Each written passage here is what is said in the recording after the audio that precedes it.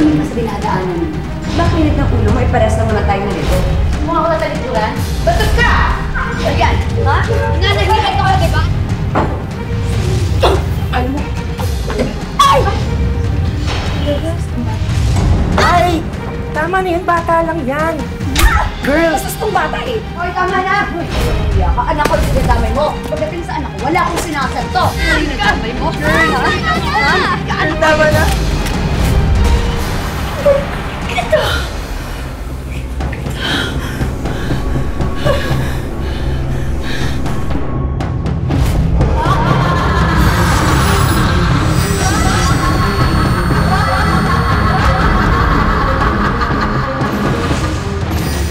Yung mata ko, nahirapan ako.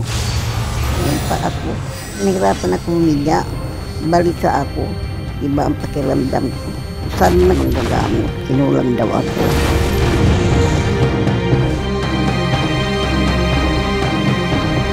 Tulad ng lahat ng ina, walang inuurungang laban si Teresa para sa kanyang mga anak. Pero paano kung dahil sa tapang na ito, ay siya naman ang mapahamak?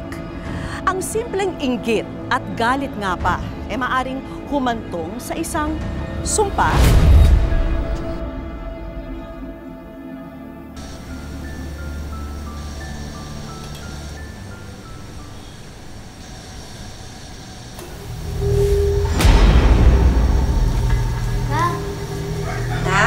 Totoo po ba itong kulam? Kulam? Bakit mo naman natanong yan? Eh, pinapa-assign din po sa amin ng teacher namin. Ay nako anak, hindi totoo yung mga kulam-kulam na yan, ano. Gawa-gawa lang yan ng mga walang magawa sa buhay nila. Pero anak, alam mo kung ano yung totoo sa mundong ito? Ano po? Yung mga pangarap ko sa'yo. Sana balang araw, hindi lang puro noodles yung kakainin natin. Sana balang araw, nakapagtapos ka ng pag-aaral mo. At sana balang araw, mayaman tayo. Talaga po, Ma? Oo. Kaya nga pinagbubutihan ko yung trabaho ko sa factory para balang araw mag-promote ako.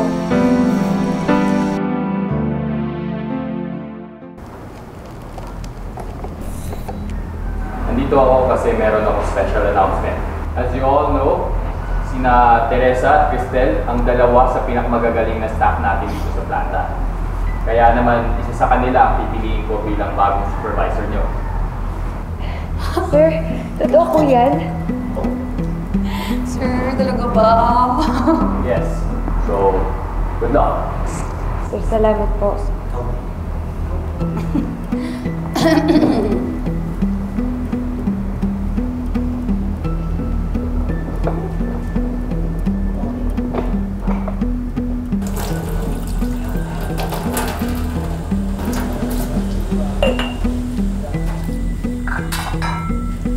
Ma? Di ba po sabi mo po masama po yung ugali ng Cristel na yun? Na matagal ka na po niya inaaway dun sa factory? Ma, baka naman po isabotahe ka niya. Alam mo na, ikaw dapat ang isipin mo, dapat swertehin ang nanay mo. Aba, kapag naging bisor ako, lalaki yung sweldo ko.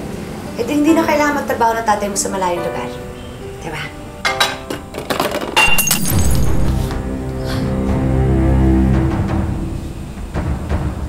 Bakit anak? Mama, kasi po di ba malas daw po kapag nakabasag ka? May mangyayaring masama daw po sa'yo? Anak, ikaw talaga. Nung nakaraan, sabi mo, mangkukulam. Ngayon naman, pamahiin. Aba, nasusobrahan ka na ata kakapanood mo ng TV niyan. Sabi ko naman sa'yo, di ba, hindi totoo yung mga pamahiin na yan. At lalong hindi totoo yung mga mangkukulam. Mabuti pa, kunin mo na yung walis sa taspan para malinis natin to. Mamaya, mabubog pa tayo. Sige po, Ma.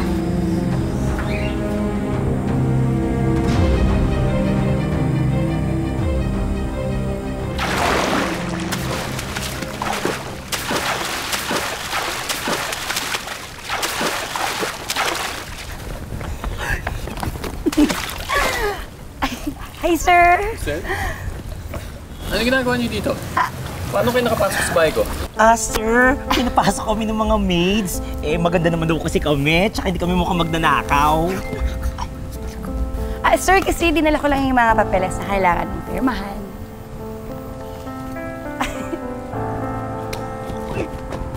Actually, sir, alam mo, pinagluto kita ng lunch. Ayan. Masarap yan. Ako nagluto nito.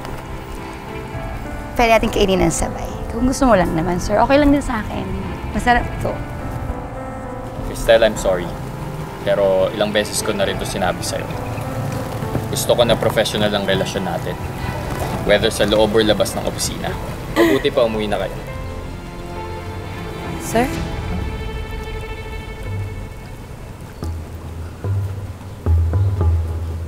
Puwis. Girl, mukhang hindi ka naman kasi type ni sir. Diba? Matagal mo siyang hinaharot. Parang wala pa rin effect. Hindi tayo. Ano kumain? Hindi pwede. Hindi pwede, damot mo naman. Hindi ka po pwede. Kayo pa to. Kayo, ma. Sige, lakasan pa. Saan mo nakuha yan? Kasi nga, di ba yung lola ko, umuwi galing probinsya. Eh, siyempre marunong yun sa mga gayo-gayo, may mga kulang-kulang. Eh, siyempre nagpaturo ako. Siya gumawa. Girl, desperada ka na. Ako? Desperada? Hindi ako desperada, no? Madiskarte lang ako makutak.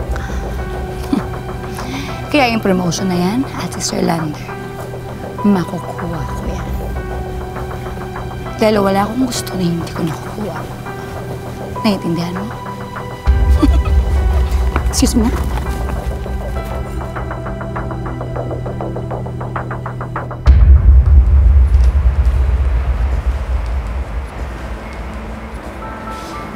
Uy, Teresa!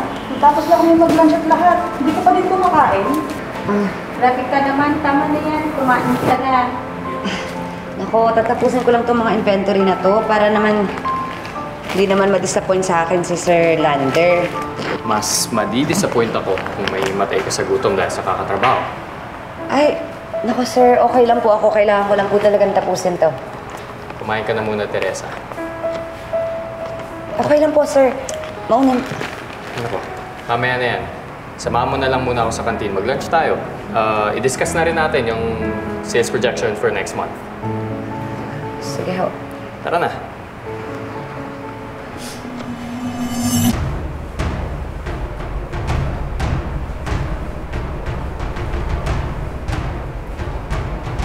Ay, may pagpa-lunch with the boss. Si Sir Lander ang nag-invite ha.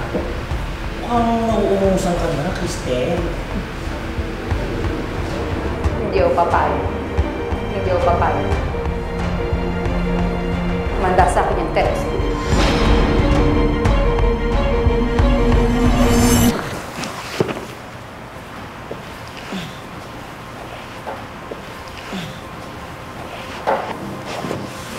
So, ano? Masarap pa yung kain niyo ni Sir kanina? Pwede ba, Cristel, nagtatrabaho ako? Alam mo, mukha nga eh. Sobrang sipag mo magtrabaho, pati si Sir tinatrabaho niya. No?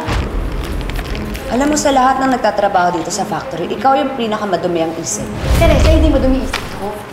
Hindi lang ako tanga, hindi ko nakikita na nilalandi mo si Sir. Pwede ba? May asawa at anak na ako. Nagtatrabaho ako na maayos. Sino niloloko mo nga ako? Teresa, umamin ka nga. Bakit mo nilalandi si Sir? Siguro... letter A? Type mo siya? O baka naman letter B? Gusto mo ma-promote? Ay, baka naman letter C. All of the above. Hoy, mukha ko tatalikuran. Bastos ka! Mas bastos ka. Talaga ako pa bastos. Dito mo nagtatrabaho ako dito, di ba? Alam mo, ikaw, total, mahilig ka naman magmalinis, maligo ka ng sabon. Ba't hindi kaya ikaw ang Dapat ikaw ang maligo, ha?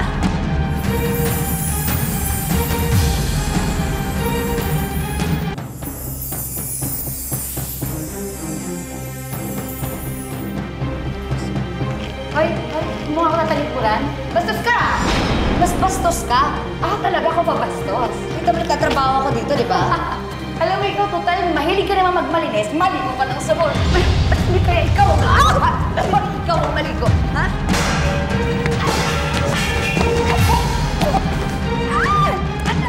Bitawan mo!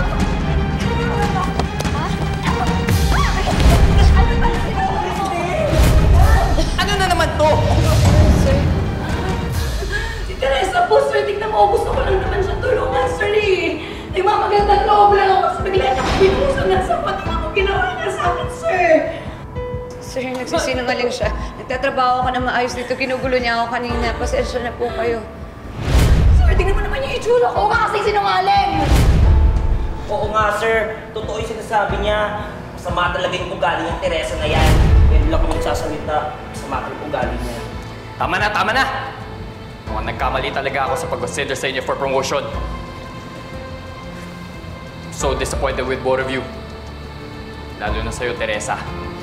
Sir.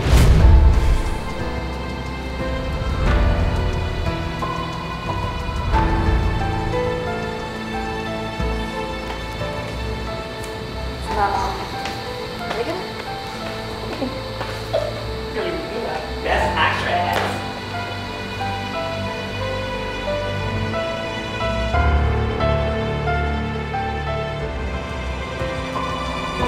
Mama, sabi ko naman po kasi sa'yo. Mas po talaga ako tungkol dyan sa Cristel na yan. Tingnan mo po, isasabotahe ka pa. Dapat talaga hindi ko na pinatulan yung babaeng yun. Kaya tuloy kay Sir Lander. Paano na yung promotion ko? Paano na yung pangarap ko sa'yo, anak? Ma, huwag ka pong papatalo. Tsaka may ilang araw pa naman kung bago i-announce si Sir Lander kung sino ko ipopromote niya, di ba? E di, ipakita mo po kay Sir Lander na mas karapat-dapat ka po. Huwag ka pong panghinaan ng loob, ma.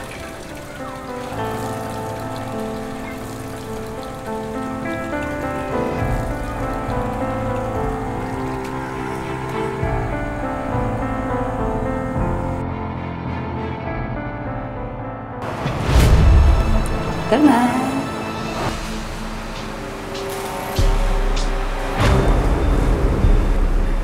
Ano yan? Kayo man na naman? Gusto ka maingay. Hindi kayo mato. Ang pasaway dito sa trabaho. Ginawa ng lola ko. Kaya alam mo ba, sure na sure ako na ako mapopromote bukas. Kaya umanda sa akin yung Teresang yan kapag ako na yung bisor niya.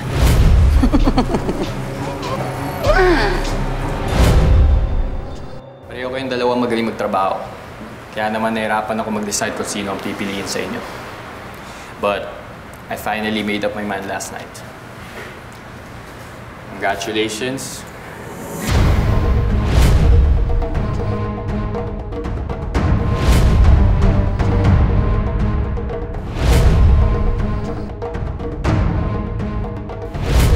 Teresa. Sir, ako po yung na-promote. Yes, congratulations. Sir, bakit si Teresa yung pinili niyo? Ako yung magaling dito, di ba? Ano to? Nagloloko ang patay dito? Cristel, please. Kumalma ka. Huwag mong personalin to. Cristel, nakapag-desisyon na si Sir. Respetuhin naman natin yun. Respeto? Paano i-respeto? Inandaya ka nga. Bakit ano nilalandi mo si sir? Sumusobra ka na. Bawiin mo yung sinabi mo. Bakit ito? Tama na! Cristel, you shouldn't be talking to Teresa that way. Siya na ang bagong supervisor mo ngayon. Sir, bakit kasi hindi ako pinili niyo? Bakit siya yung pinili niyo? Di ba dapat ako kasi Cristel, matagal na kumalma ako ka. dito? Kaya nga, sir, ano bang problema, sir? Ano bang nagawa ko mali? Gusto mo ba talaga malaman kung bakit siya ang pinili ko? Sige. Yan yung araw na nag-away kayo. Clearly, ikaw yung nagsimula ng gulo. Clearly, ikaw yung nanugod kay Teresa. How can I promote someone na hindi lang nagsisimula ng gulo, nagsisinungaling pa?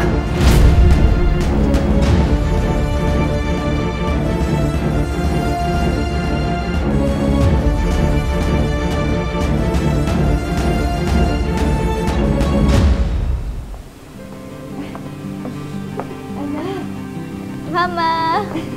Anong ginagawa mo dito? Hindi na po kasi ako makapaghintay eh. Kaya po, pinuntahan ko po kayo at nagdala po ako ng pagkain para po ma-celebrate natin yung promotion mo, di ba po?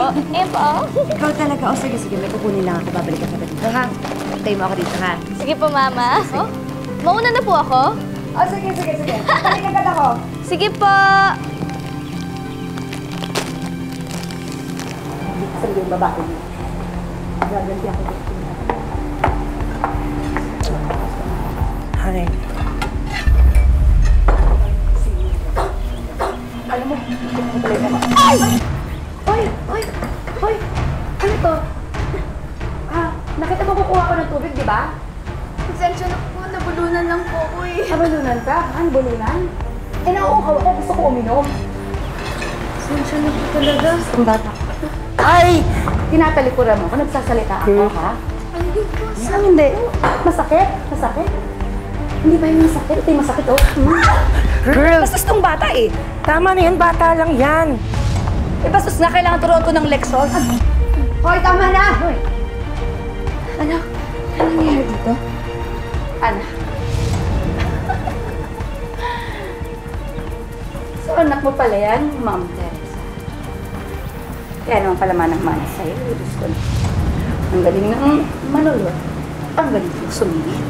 Tama na, girl. Alam mo, pinangako ko sa sarili ko na hindi kita papatulan. Pero walang hiya ka. Anak ko, sinadamay mo. Eh, ba't di mo ako patulan? Bakit? Natatakot ka ba sa akin, Ma'am Teresa? Bakit ako matatakot sa'yo?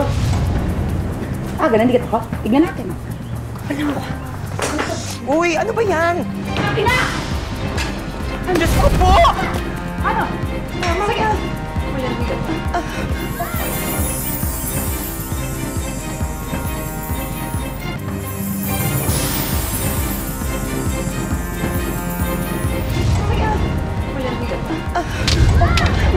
Ama na! Ama na! Ama na! Ba't ka nagkamay mo? Girl, ha? Tama na! Girl! Ay! Ano yung nangyayari dito? Si Crystal po ang nanunggol. Ayan yung sinasabi niyo, sir. Sir, hindi po totoo yun, sir. Hindi po totoo yung sinasabi nila. Huwag kayong magsinungaling, mga sinungaling kayo. Sir, di ba nakita mo ako yung nasa baba? Ako yung tinulak niya, sir, di ba? Wala akong ginagawa kahit ano. Ako yung biktima dito, sir. Crystal, pwede ba tigilan mo na yung pagsisinungaling mo? Suka-suka na sa'yo lahat ng tao dito sa ugali mo. Alam mo, sumasaw! Tama na sabi! Cristel, umalis ka na dito. Ayoko na makikita kita ulit dito. Sir, bakit? Bakit ako? Sir, please. You are fired. Kita!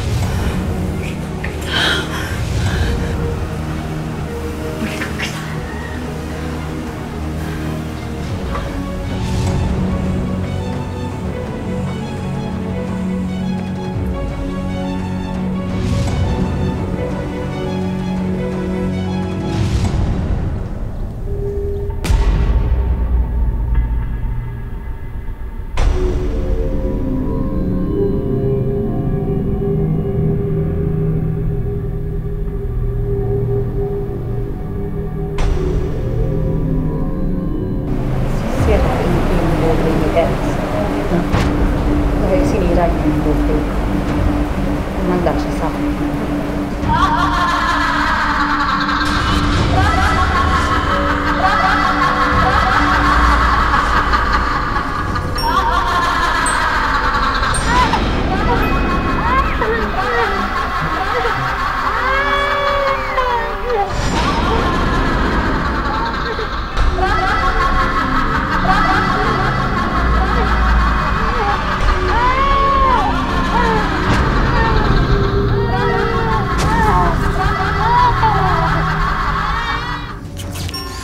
Sa paglipas ng mga taon, ang simpleng pananakit ng tiyan ni Teresa ay nauwi sa unti-unting pagbabago ng kanyang itsura.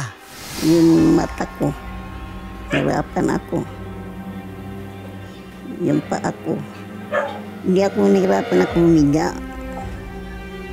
Balisa ako, saan na ka manggagamot, sinulan daw ako. Kasi kahit saan namin siya dalhin na doktor, kahit pa inumin ng gamot, walang pagbabago. Parang lalo pa siyang lumalala.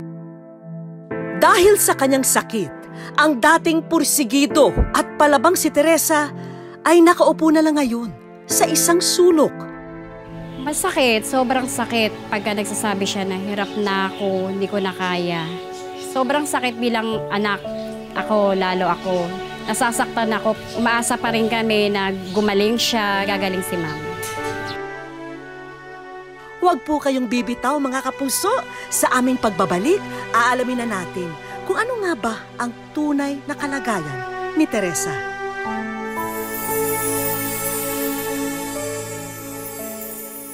Wish ko lang, pangarap mo ay magamit.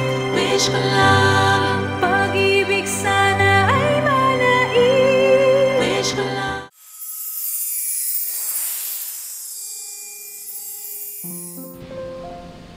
Agad naming dinala si Teresa sa isang espesyalista para sa isang check-up.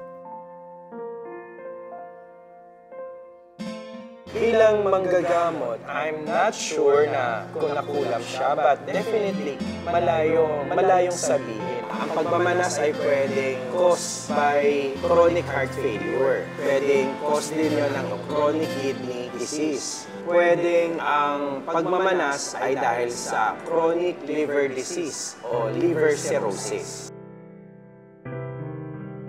Nalinaw man sa pamilya na hindi kulam ang dahilan ng karamdaman ni Teresa, alam naming higit pa rito ang kailangan nila para makabangon muli. Hi, Nay! Nay, hello! Good afternoon po! Nay, alam po talagang dati inaalagaan niyo talaga yung pamilya niyo. Gano'ng kahirap po sa inyo ngayon na gusto niyo manggawin yon, hindi niyo po magawa. Gusto ko manggawin, hindi ko magawa kasi may sakit ako. Kahit maawa ko sa kanila na walang kumikilos, maglaba, ganun. May laman itong box na ito. Alam ko, isa lang ang wish niyong lahat. Gusto makita? 1, 2, 3, go! Ayan, Nay, para sa inyo. Alam ko, ito yung pinaka-importante sa family niyo. Ito po, Hospital ng Malabon. Ito po isang medical assistance para sa mami niyo, si Nanay Teresa. Bukod sa pagsagot sa lahat ng magiging laboratory test ni Teresa, binigyan din namin siya ng bagong reclining chair, commode chair, wheelchair, at mga appliance. Mama, sira na yung higa. May bago ka ng higa. Nay, ito po, meron po kaming wish pa lang savings po para sa inyo. At para makatulong sa araw-araw nilang gastusin, isang tapsilogan at inuming pampalamig business din ang handog namin para kay Teresa. Sa atin, 1, 2, 3, sige boys! Ayan! Ayan! Meron na kayong food store. Tapsilogan po para sa inyo. Makakatulong ba ito sa inyo?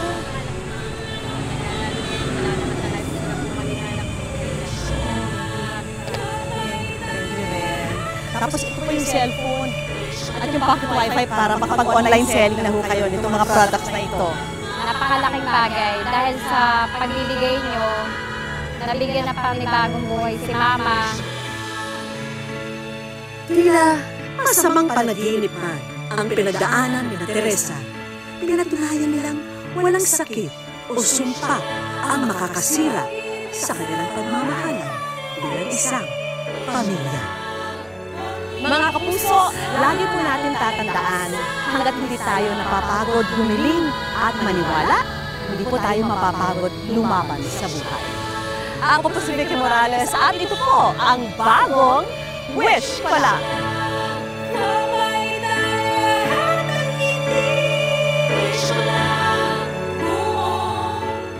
Mga kapuso, oras na para saluhin ang iyong hiling. Sagutin lang ang tanong na nasa screen, i-comment sa Facebook page ng Wish Ko Lang, sundin ang instructions at maaari kang manalo ng laptop, smartphone at GLA Affordabox.